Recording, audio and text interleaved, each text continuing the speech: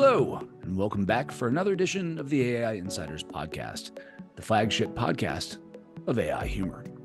I feel comfortable saying that because, first, as we're on a constant hunt for a good AI joke, we can say with some confidence that we haven't found one yet.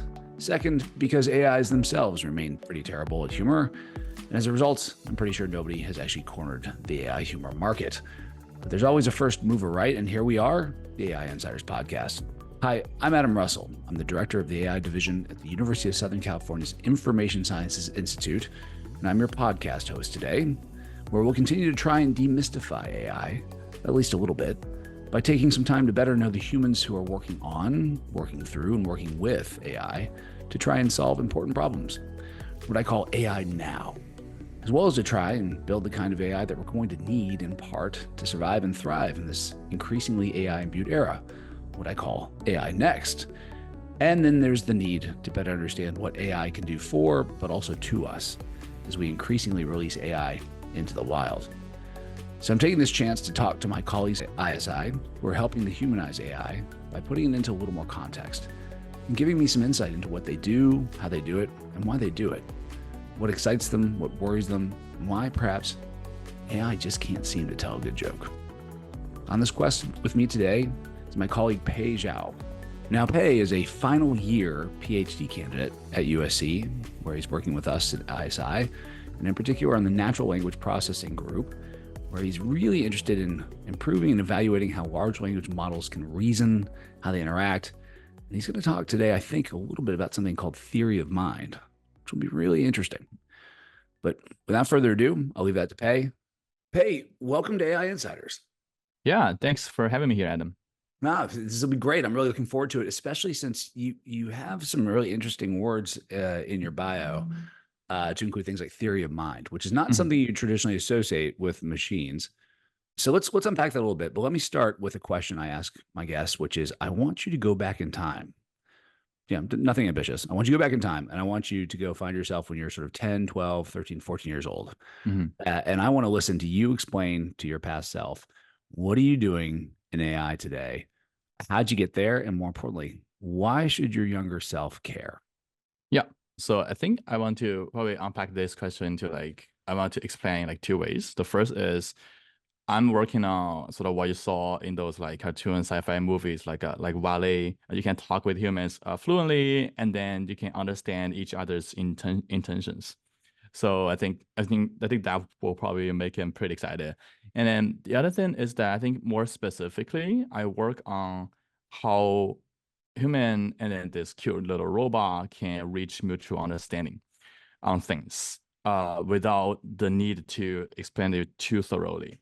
So it's sort of I think maybe I can make an example for him, when you're talking with your friend, you have different opinions on things. How would you like to make what you're thinking about this game or movie or anything to pass through to the other person's brain so that they can understand where you're coming from and then you can have a better communication. Okay.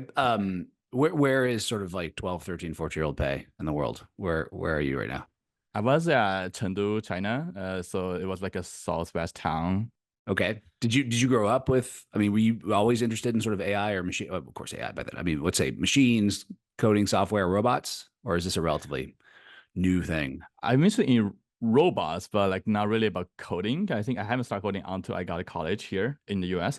And then but I was always interested in the sci-fi literature and then language. I think just how language works. I think I've been reading linguistic books since I was junior high. And then in general, some, I think, pretty high level philosophical concept as well. But that sort of connected to how I got into this language understanding field. Is sort of, I was reading some paper on poetry generation, and then I think ancient code deciphering. I was like, this is really cool. And I dived deeper into it, and I found I was more interested in the communication aspect of it. Yeah. Well, okay. So interested in robots, interested in language, interested in big philosophical questions. Yeah, I can see how you ended up here doing this sort of stuff. But let me challenge you a little bit, or ask your younger self, challenge yourself and say, okay, well, that's cool, but why does it matter? What are we going to be able to do? If we're wildly successful in the future, what does the world look like? So I think an ideal scenario would be both we can be boosted tremendously about like our productivity, right? Like you can have like working assistant buddies. For example, I think maybe I can make an example of like your homework buddies. That they understand like what kind of question you might be finding tough in for, and then how they can better help you.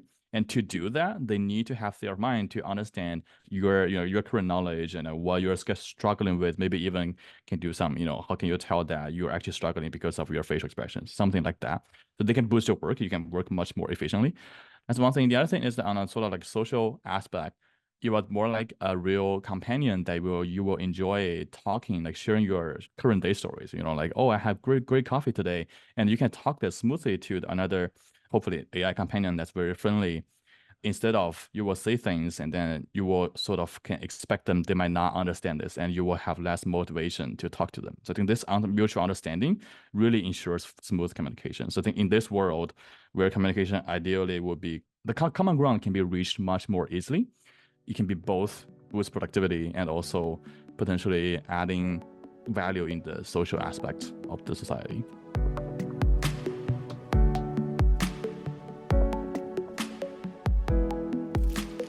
In your pursuit of this, what has been, to your mind, the most counterintuitive finding that you've gotten where you thought like, I mean, it's all research, right? And it's, as they say, research is what we're doing when we don't know what we're doing, but something where you really got taken by surprise.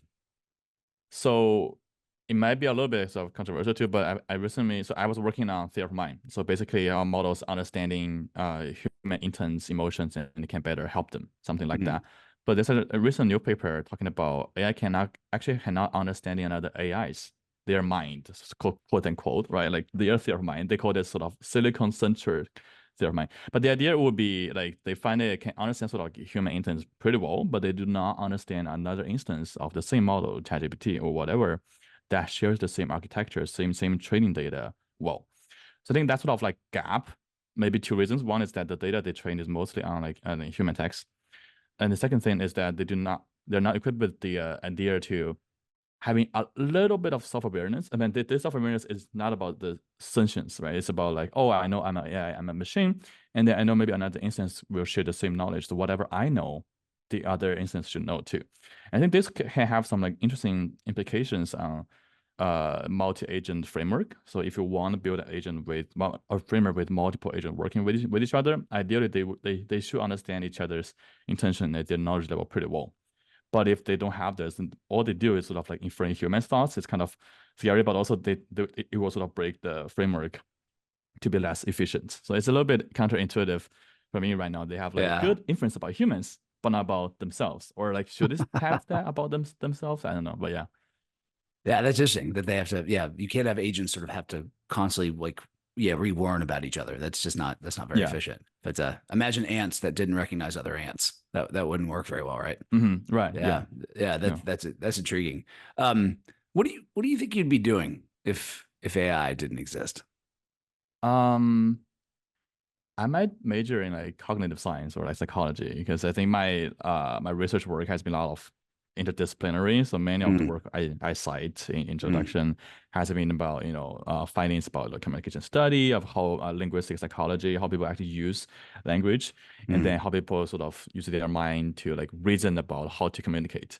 So I think one interesting thing I really enjoy reading about is like the Wittgenstein's theory about language games. Basically, well, my research is I plan to use that in my thesis. But the idea will be we each play games and then we sort of wanted to understand others' games to be better communicate. And that's basically, I think, an instance of like reaching common ground. So I think if AI doesn't exist at all, I might just dive into this theories to think about how we can, understand better about human intelligence. Yeah. Where do you think that comes from? Your interest in sort of human psychology and trying to understand other people's brains or minds? I've been interested in reading psychology books since middle school, but I think really it was like when I was doing the research of like AI here that I found many fundamental problems. If you go boil down into the first level principle, it is really about human intelligence problem. It is really a human problem. And then I think communication is such an important aspect of it, because right now the interface is natural language. You need to understand how we use the language and how many assumptions we make when we communicate with others.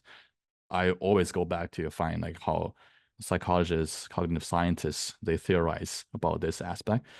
and then how we can bring insights from those disciplines into AI. So I grow more and more as I read more as well. Yeah. What is your perception that increasingly people in AI are realizing they need other disciplines to come to the table to help solve that? Or do you think it's still like underappreciated? Says the social scientist who's sitting with. Yeah. I really enjoy like your perspective on that as well. I think both. I think right now people are getting more understanding of like, oh, we should bring aspects of like, of course, linguistics, and then I think more importantly, I think recently HCI, human computer interaction, this kind of how do we study the best user interface, user study will be beneficial for AI interaction is very important. But I guess still, I think when I go to different conferences, like I still feel this discourse gap between like, pure AI conferences. They do not really discuss about like other relevant work, even though that's like super important to them as well. Whereas we go to another conference, they're all talking about AI and that stuff, but they sort of lack this conversation panel between disciplines that they really should work together on this, on a problem, instead of just, like, oh, see that paper, it's the new model, how do we do that? So I think a deeper integrated and collaboration mode is needed. Yeah, I think again, ironically, if you're successful in your work, I could see a future panel where you have someone working in AI and you have a psychologist, and in between is actually a machine that's able to translate for them. Right? Yeah, like, I think that would be nice. Yeah, because those are those language games, right, that are really important. But exactly. It's amazing how humans can talk past each other. Yes. How are you able to stay up to date with like the crazy pace of technological development in this space? Plus, by the way, I mean, and now you've also signed yourself the work of like staying up to date with like psychology, for example, which, one, they're new findings, but two, roughly 50% of them are not reproducible. So you have to sort of constantly update. Right. It's mostly qualitative. Yeah. Yeah. How are you doing that? I think it's really hard. I think what I do is I try to keep most updated to like my exact field of work. So I think I can sign some like subscriptions of like paper list, and then I think Twitter there hasn't been I was focused on several people I follow, and then they can post more relevant papers that I will be interested in. But I think in general, a lot of times I get very interesting papers from my collaborators. So I think, I have a lot of collaborators within ISI, and then they really introduce me papers. They say, oh, I just read this paper and you should totally read it. And it's like exactly or similarly what you're thinking about. So I think like it's just in general more collaboration can help within this aspect. But it's still really hard to keep track. It's so many new papers and models every day. No, I think that's right. But it also speaks to something that I've been thinking a lot about, which is this presumption that intelligence is a sort of thing that exists between our ears. When, to your point, actually much of what I know comes from the interactions between humans, not just between my ears. And that would be a very different sort of paradigm of intelligence. What do your sort of friends and family think about what you're doing, given all the discussion around AI? Like, do they think you're trying to sort of save the world, destroy it, or something in between? Something in between, I think. Like when I'm video calling with my parents, they're in China, they really get excited about, because sometimes my research is like really about like human communication too. Like they can really relate, or like, oh, this idea is interesting. Oh, theory of mind. They don't know the term, but they know that I have to think about others' perspectives. So that can be really, so they can be really excited about it. And so, oh, it's really important work. But also at the same time, I think my mom is really worried about like, will AI really replace all kind of work? And then the labor market will be fundamentally impacted. And how does that translate to the society's aspects of it? So I think they always try to sort of like always have time to reflect on like, is this progress going to be, beneficial or like might be deteriorating more? And how do we engage in measurements that can help mitigate that risks? So yeah, I think it's a mix of it. I was always trying to remind myself to always be careful during this new super fast progress where many people start to reflect. Yeah.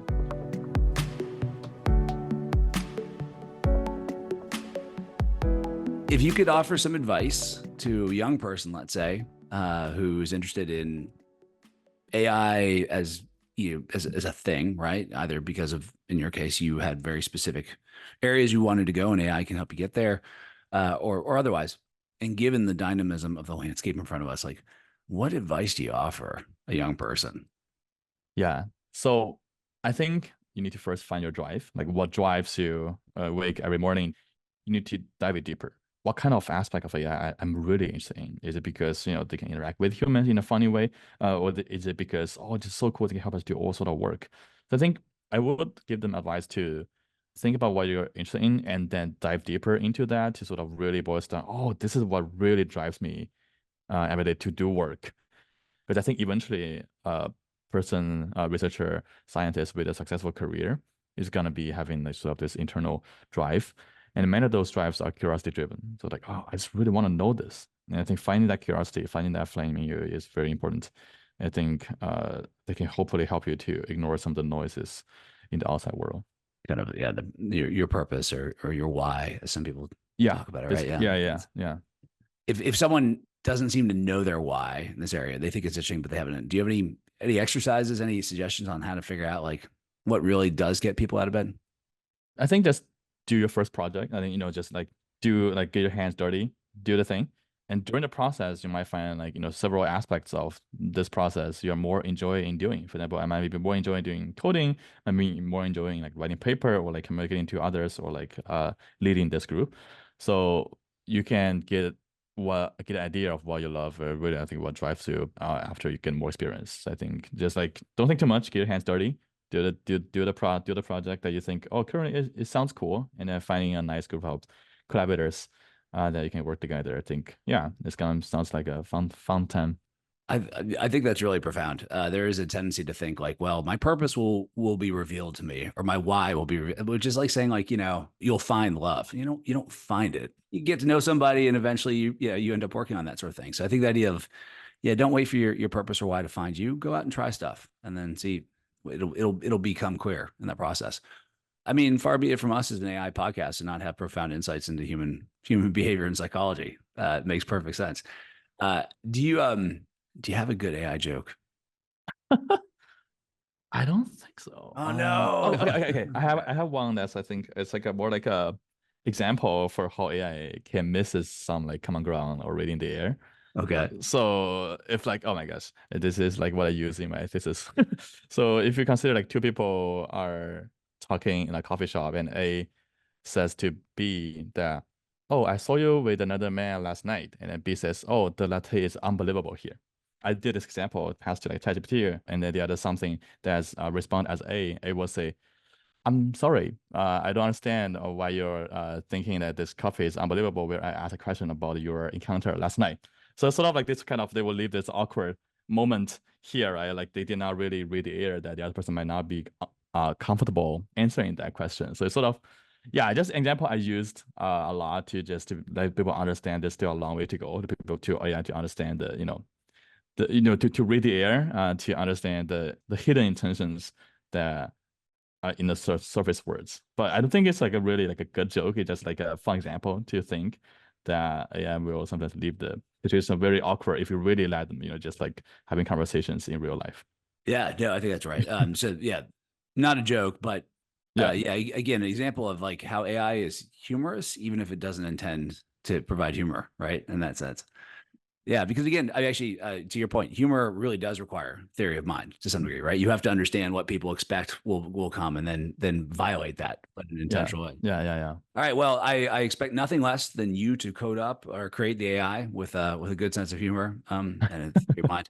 I know this is your last year. We wish you the best. It is absolute pleasure to have you as a colleague, and in particular, my kind of colleague who really does transgress and goes across different disciplinary boundaries. Yeah, it's fantastic. Thank you so much, Adam. All right. Well, if you enjoy these short podcasts, please do what really only you can do, or at least we only want you to do, because that's the informative part, is hearing back from people. Please rate us, please score us, please evaluate us, please grade us, subscribe, spread the word, send us feedback, offer up additionally potentially crazy questions that you'd like me to ask my colleagues here. And of course, just keep listening and learning.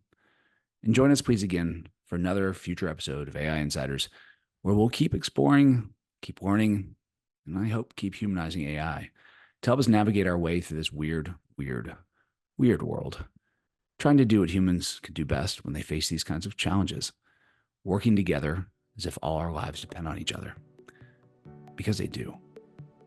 So for now and for the future, fight on.